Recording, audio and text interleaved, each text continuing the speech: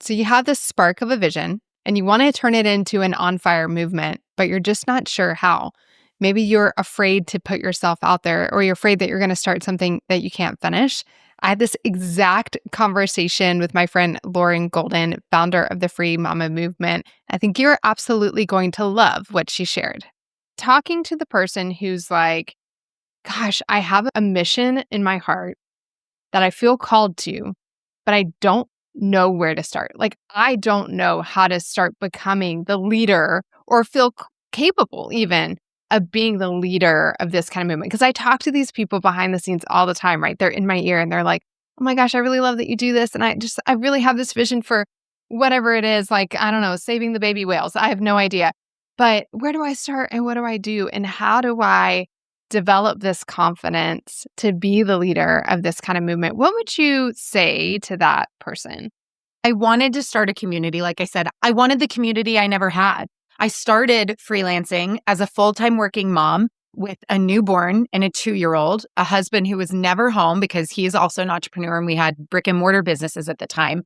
I was incredibly isolated. I had no one to ask questions to. I failed forward fast, which was good because I learned quickly. But after 2 years of doing that and having quite a bit of success for myself, that is really where like the calling was placed on my heart of you're supposed to go teach other people how to do this.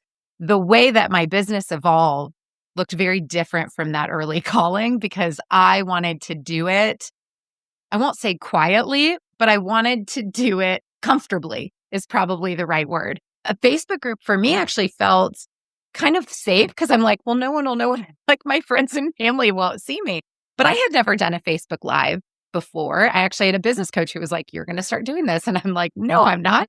She's like, yes, you are. It gets easier. So in terms of if you don't feel ready or you don't feel good enough or you don't feel capable, but you have a calling, you have an obligation to feed and nurture that calling, and you will become qualified through tiny steps of action.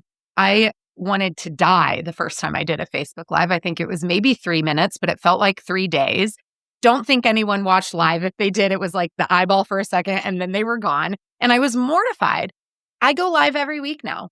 I don't even think about it. I love it. So here's my tactical advice now. So what I want to say is you're not alone. It is scary. Taking a risk feels scary, but I also know that those callings, those desires, those missions, they don't go away.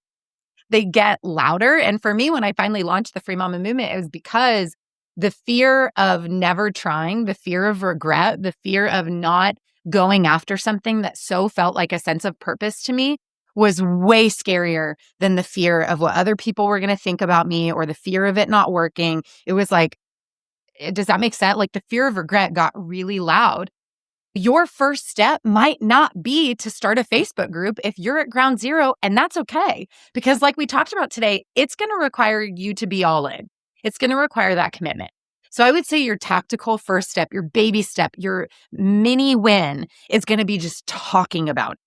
When you start talking about it, you will start to see who's interested. You will find your voice. You will clarify how you want to talk about the thing or what it's going to ultimately look like. You know, what's really interesting is I had sent you some slides from my Funnel Hacking Live presentation, and in them, I have this screenshot. The Free Mama Movement was not my first Facebook group.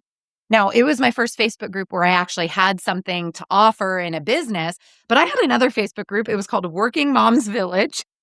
And it was literally my attempt in that season. I was freelancing. Everybody who lived near me was a stay-at-home mom. I didn't know anybody who worked. None of my immediate friends had kids yet.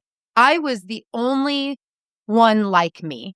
And I was craving connection. I think this group got to maybe 50 people ever, but it was such good practice. It was in that group, like that group was a stepping stone to the Free Mama Movement. I learned in there. I figured out my voice. I figured out what I wanted to do. I figured out what I was really passionate about. Like I developed my sense of mission and cause, like you say, in there. And from an integrity standpoint, I opened a new group because my intentionality had changed. So just take that first step. That's my suggestion. You don't need to have your eye on the 40,000 person group with $1 million. Like just start talking about it. It's like a seed that you have to just water. because your clarity and your confidence are both going to be a byproduct of you taking action.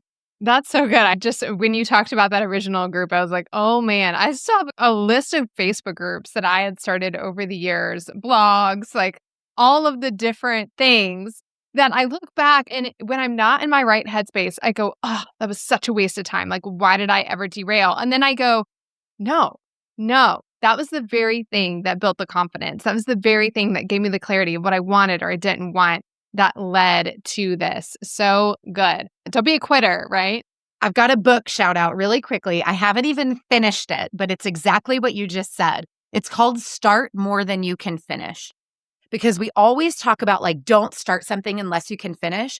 But the point of the book, it's actually so good for us to start even when we don't finish because of what we just talked about. Like I started that, I didn't finish it. Like how many projects or ideas have I started? It's not a waste. It is a cultivation process. It is weeding. It is information. It is growth. Like it is all of the things. So anyway, shout out to that. I'm listening to the audiobook. I haven't even finished it, but it's right what we're talking about. So don't be afraid to start because it might not be what you end up doing, or it might not be right or perfect the first time.